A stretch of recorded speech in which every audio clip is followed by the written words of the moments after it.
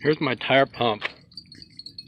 This thing's pretty important to me because I like to keep my tires regulated at a certain pressure, and finding a gas station where their pump is understandable or usable seems to be a problem. So I just like to have my own. And also for filling up my bicycle tires, it's just going to be a hassle to go pay $1.50 at a gas station to fill up the bike tires every time they're low. And this thing, as new as it looks, with I think a little paint has worn off right there. Other than that, it looks new. And it just stopped working the other day. Damn it. I need this thing. So I think it's my own fault too, because I cut these off of here. I put a plug, and I put this plug, and then I put these clips on here so that I could clip them on my battery and use this as an extension cord. And right after I did that, I noticed that the pump seemed to be running a little slower, but I just went ahead and ran it anyway. And I think the result was somehow possibly frying the motor. It didn't blow the fuse, which kind of makes me wonder, but I already took all this stuff off of here once, and I checked everything, and there's a little relay in there, and that's working, and the power seems to be going where it's supposed to be going. So I'm going to take it apart further, see if I can fix it. If not, I guess I'm going to have to start a GoFundMe. Alright.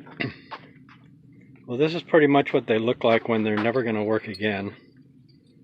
But I'm going to keep trying. So what I did is I took it apart, and if you ever wondered how these work, there's a motor right here that spins a shaft that makes this piston go up and down, and that's the piston right there, and it goes up and down inside of that bore, and up on top there's a reed valve that lets air in when it's going on the downstroke, and closes on the upstroke and lets the air out. There's two reed valves. So what I need to do now is I need to get some clamps so I can make some test leads. And then, depending on the outcome of that, I may have to take this motor apart and see if there's anything fried in there and fixable. But so I came up with a fix. I took the thing apart, checked everything out, and it's working. I think the problem was just the wires. This is what was on there. Pretty thin gauge wire. And this thing draws 30 amps. So it's got a 30 amp fuse in there. I'm going to keep this and put it on something else. But here's what I came up with.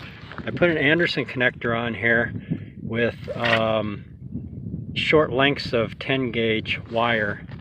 And I got another Anderson connector here, and I went to Harbor Freight and I bought these jumper cables, I don't know, 15, 16 feet, 6 gauge jumper cables, and it goes together like that. Right now I still have the clamps on here and it's unfused.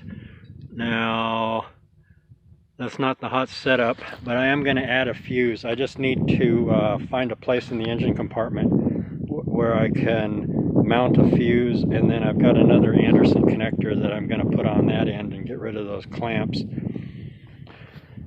Another thing I did was I put this type of air hose, air fitting on there that grips onto the Schrader valve.